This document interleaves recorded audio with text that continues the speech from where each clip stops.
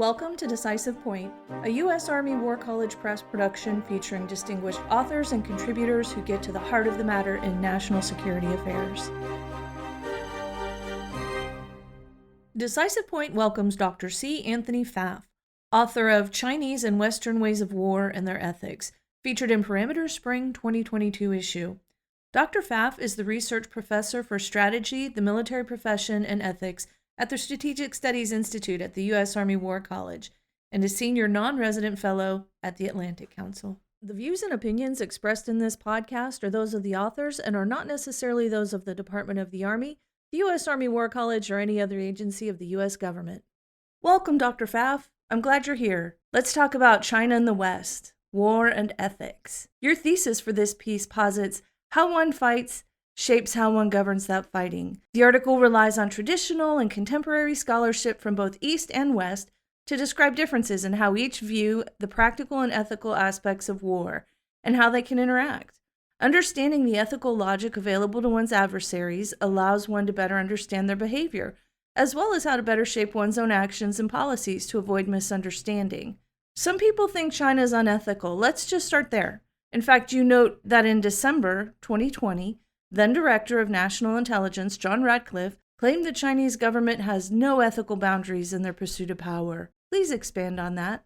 Yeah, sure. So this is a common refrain. A big theme in it is that the other side, they're unethical. And I wanted to write this because it's not true. Now, they may be doing some things which by our own lights are unethical. They may be doing some things that are unethical by their own lights. And what I'm not doing in this paper is adjudicating. And I'm not saying that there's a moral equivalency between the kinds of things China does and the kinds of things the United States does. I'm not saying there's a moral equivalency between the kind of aims that the United States has and China has. I think we can make arguments that a lot of what the Chinese do, is in fact unethical. However, it is wrong to say they aren't considering it. There is a fairly rich conversation, even in their own People's Liberation Army journals and think tanks and conferences and all that, where they do raise these kinds of concerns. So what I wanted to do was kind of map out how do these concerns arise and what shapes how they get expressed in Chinese policy and Chinese thinking, as well as our own. And I thought it was important to contrast it with how we do it so a reader can understand, oh, this is sort of a natural process that all security communities, states, whatever you want to define it, do. These are almost unavoidable categories, but they do affect not how we just think about fighting, but how we think about the norms governing that fighting. To say, the other side just doesn't have any is to oversimplify and to miss a lot. Risk misinterpreting what, in fact, the other side is actually thinks it's doing and thinks it's responding to.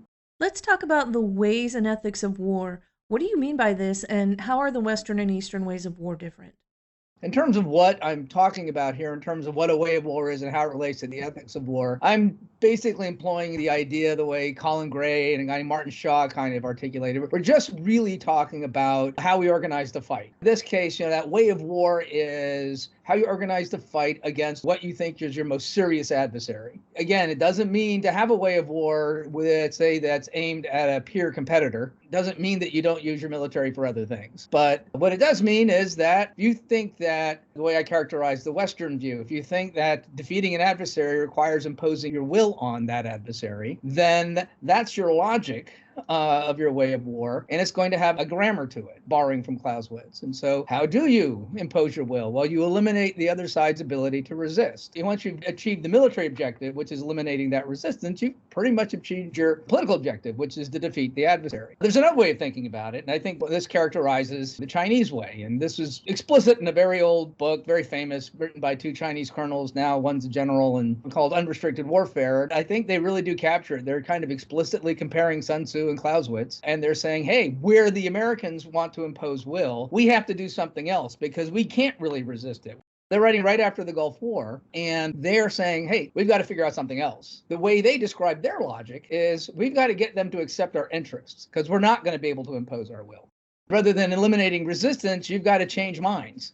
And changing minds is a lot more complicated because now there's no necessary connection between the force you use and the outcome you get. Because now your target of your coercive efforts gets to decide how much punishment they will take.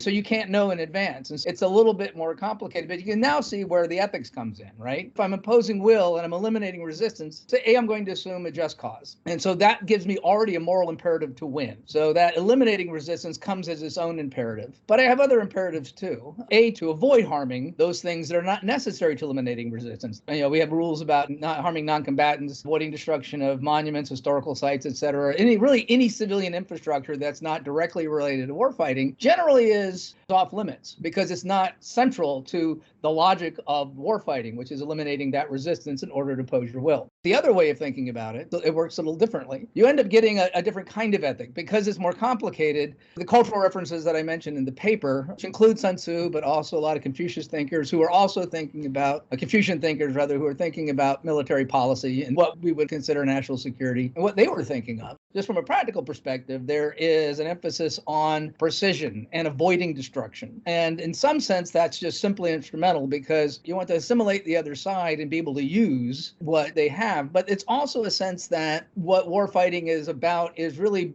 we would use the language of aligning interests, but in the text, they use the words like harmony. They want to harmonize. And it's not that I need to eliminate the other side. I need to harmonize the other side. So certainly the way during the Warring States period that I talk about, it was very formative in Chinese versions of just war theory, that this was sort of really what was going on. It ended up being about consolidating power, but as a way of aligning everybody's interests so they were all focused more or less in the same direction, often using words like harmony to describe what they were doing. But that doesn't mean these wars weren't very brutal. And they were certainly wars of conquest, but it's just interesting in a lot of literature, those get condemned. And the ones that were less destructive and the ones that were more about aligning interests and not just seizing territory get lifted up as this is just, where this other way is just brutal takeover. So I kind of zero in on Sun Tzu's articulation of this because he's got this great passage where he talks about it's better not to destroy the city, better not to destroy the army.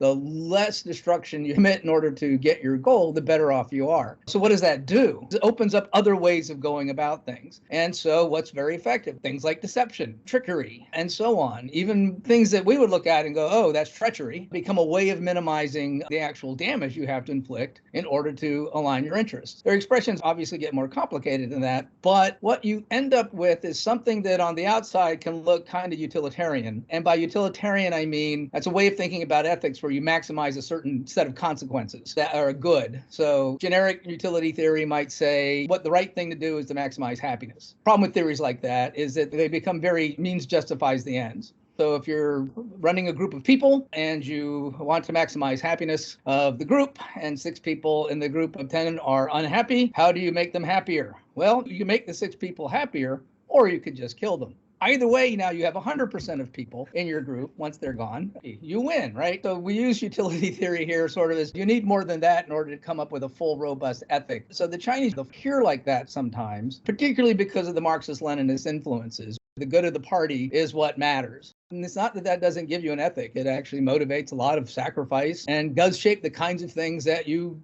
do and don't do in order to maximize the good of the party. But as we've seen throughout history, it also enables a lot of things we would think of as pretty horrible. So again, I'm not trying to argue some kind of moral equivalency, but on the other hand, as you look through the literature, there's this idea that the Confucian literature, they call it, and even pre-Confucian literature, they talk about the mandate of heaven. And the mandate of heaven is basically, that's your legitimacy to rule. It depends on the ruler embodying the virtues of justice and benevolence. That can get a little circular in practice, but you can kind of see how that's going to impact decision-making. So I might be like a Sun Tzu, who's motivated to limit destruction just because he wants to use it later on, but it's still going to shape the kinds of reasons one uses to go to war, the kinds of adversaries one takes on, and the kinds of ways you go about fighting it. But it's not going to look as principle-based as the way we tend to go about it. It's going to be more found in the character of decisions made, in the character of how decisions are made regarding who to fight, and how to go about changing their minds while still ensuring that one maintains the character of doing this in a just and benevolent way. And that might mean deception if the alternative is destruction.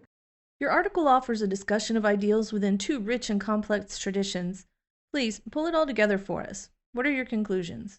Really, the whole point of the article, in a lot of ways, was just to introduce audiences on both sides, really, to hey, regardless of how we actually behave and how well we measure up to our own ethics or anybody's ethics for that matter, both sides, if we want to look at it that way, are having these conversations. And they're having the conversations in roughly the same way. They're doing it through journals and conferences, arguments, debates, op-eds. I think to wrap it up, I would say both sides are having these conversations. It's useful to get to know what the terms are and the resources they use. These aren't final conclusions. Ways of war evolve, so do ethics of war. And that's also part of the debate. What I hope to do is show the relationships so you can kind of map out how those do occur and can evolve. Thank you. Thanks for joining me today. If you enjoyed this episode of Decisive Point and would like to hear more, look for us on Amazon Music, Spotify, Apple Podcast, Stitcher, and any other major podcast platform.